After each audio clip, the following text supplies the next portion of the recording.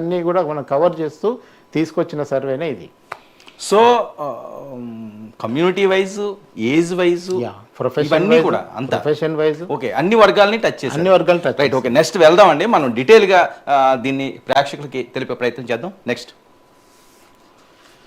Mood of Andhra Pradesh వాటా survey December 15 నుంచి 31 వరకు చేసిన సర్వే వివరాలు ఒకసారి మనం పరిశీలిస్తే, సర్వే సమయం 2023 డిసెంబర్ 15 నుంచి 31వ తేదీ వరకు కూడా ఈ సర్వే నిర్వహించడం జరిగింది. శాంపిల్స్ 17,500 శాంపిల్స్ తీసుకున్నారు. వయోవర్గాలు విషయానికి వస్తే 18 to 35 36% తీసుకోవడం జరిగింది. ఇక 36-45 ఏజ్ గ్రూప్ వాళ్ళని 42%, అలాగే 46-55 10%, 55 to 65 ప్లస్కి సంబంధించి 12%, అలాగే మహిళలకు సంబంధించి 51%, పురుషులు 49%. సో ఈ ప్రాతిపదికన తీసుకుంటే ఇందులో మనం చూస్తే మీరు ఎక్కువగా మహిళల వైపు మొగ్గు చూపించినట్లుగా అవుతుంది. మహిళల ఓటర్ల సంఖ్యనే ఎక్కువ ఉంది. ఓకే, ఇప్పుడు మనం ఎవరు ఎక్కువ ఉంటే వాళ్ళ శాంపిల్స్ ఎక్కువ తీసుకోవాల్సింది. అదర్వైజ్ మనకు యాక్యురసీ అనేది ప్రాబ్లం అవుతుంది. మీరు మహిళలు 60% ఉన్న దగ్గర మీరు 20% మహిళలు శాంపిల్ తీసుకున్నారు అనుకోండి, యాక్యురసీ సమస్య వస్తుంది. అంటే మొత్తం రిజల్టే తేడా వచ్చే అవకాశం ఉంటుంది. సో అందుకని మనం ఇప్పుడు కూడా ఈ సర్వే దేనికి పరిమితం ఏంటంటే, ఏ పార్టీకి ప్రజల నుంచి ఎంత శాతం మద్దతు ఉంది, దీన్ని మీరు మళ్ళీ సీట్ల కింద కన్వర్ట్ చేసి చూస్తే మళ్ళీ బోల్తా పడతాం. అంటే ఈ పార్టీకి ఇంత వచ్చింది కదా, ఇన్ని సీట్లు వస్తాయేమో అనుకుంటే మళ్ళీ పొరపాటు. మీరు తెలంగాణలో చూశారు, 1.78% తేడాతోని ఒక పార్టీకి అధికారం పోయింది. సో ఇక్కడ కూడా పర్సెంటేజ్ని, పార్టీకి వచ్చే మద్దతు పర్సెంటేజ్ని కన్వర్షన్ ఇంటూ నాట్ సీట్స్ ఎప్పుడు చేయకూడదు. ఏమైందంటే మనకి సీట్లు అనూహ్యంగా అటు ఇటు మారిపోతాయి. సో కృష్ణ గారు, ఇక్కడ ఒక్క విషయం, 15 రోజులు ఆల్మోస్ట్ మీరు 15 రోజుల్లో 175 నియోజకవర్గాలు నెంబర్ ఆఫ్ టీమ్స్ కదా. ఇప్పుడు ఉత్తరాంధ్రకి ఒక టీం, రాయలసీమ 4 జిల్లాలకు ఒక టీం, సెంట్రల్ ఆంధ్రాకి 2 టీములు, అట్లా ఒక 4 టీమ్స్ డివైడ్ అయిపోయి ఎవరికి వాళ్ళకి సపరేట్ అసైన్మెంట్స్, వాళ్ళ క్వశ్చనీరు, మళ్ళీ ఎక్కడికక్కడ లోకల్ క్వశ్చనీర్గా 2 క్వశ్చన్స్ మారుతాయి. కామన్గా ముఖ్యమంత్రి ఎవరు ఉండాలి, ఏ పార్టీకి వేస్తామనేది ఒకటి, కానీ అక్కడ ఎమ్మెల్యేని బట్టి కూడా కొంత క్వశ్చనీర్ మార్చుకుంటాం. ఎందుకంటే ఆ ఎమ్మెల్యేకి సంబంధించిన అతను రాజకీయంగా ఏదో చేసి ఉంటాడు, అతని మీద ఏదో ఆరోపణలు ఉంటాయి, ఈ రకరకాల అంశాలు ఉంటాయి.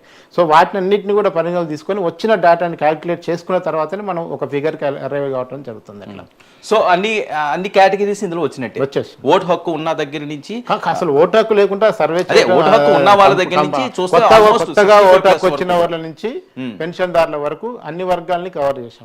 కొత్తగా ఓటు హక్కు వచ్చిన వాళ్ళు వయో పరిమితి 18 నుంచి 35 అన్నారు. మీరు 18 లో ఎంతమంది కొత్తగా వచ్చిన వాళ్ళు, ఏ 3 వాళ్ళు వ్యక్తం చేశారండి? అంటే కొత్తగా ఓటు రావడం, వాళ్ళకి పూర్తిగా క్లారిటీ ఉండదు రాజకీయాల మీద, వాళ్ళకి కొత్తగా ఓటర్ వచ్చిందన్న ఆనందము, ఒక క్రేజినెస్ అనేది కొంచెం కనిపించింది. అందులో రాజకీయంగా ఎటువైపు ఉంటారు అంటే, కొంచెం మనకు ముఖ్యంగా ఆంధ్రాలో ఉన్నంతలో రాజకీయ చైతన్యం కనిపిస్తుంది మనకు.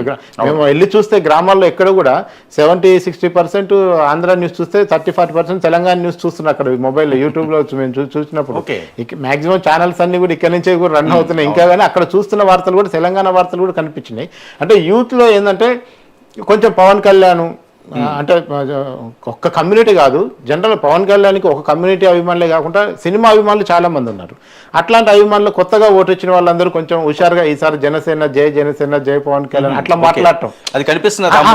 అంటే వాళ్ళకి ఏంటంటే వాళ్ళకి ఒకటే ఫస్ట్ టైం ఓటు వేయబోతున్నాం అనేది ఒకటి, రెండోది పవన్ కళ్యాణ్ అంటే వాళ్ళ పొలిటికల్ గా వెరీ, అంటే ఈ బ్యాచ్ ఎవరంటే 18 to 20 మధ్యలో, 18 to 20 మనం ఆలోచించాల్సింది ఏంటంటే, వాళ్ళకి పెద్దగా రాజకీయాల మీద రాజకీయాలు లేదు, ఇది ఓన్లీ క్రేజ్ ఫ్యాన్ ఫాలోయింగ్. ఇది అది మీకు మొత్తం పవన్ కళ్యాణ్కి వచ్చే ఓట్లలో ఒరిజినల్గా పార్టీ సిద్ధాంతాల మీద ఎన్ని వస్తాయి, అభిమానం మీద ఎన్ని వస్తాయి అంటే అది వేరే లెక్క తీసుకోవచ్చు మనం.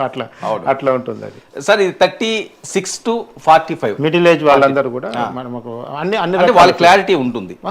ఏది ఎవరు పాలన బాగా చేస్తారు, ఏం చేయాలి. మీకు 25 ఏజ్ తర్వాత నుంచి 65 వరకు అందరూ రాజకీయంగా క్లారిటీ ఉన్నారు.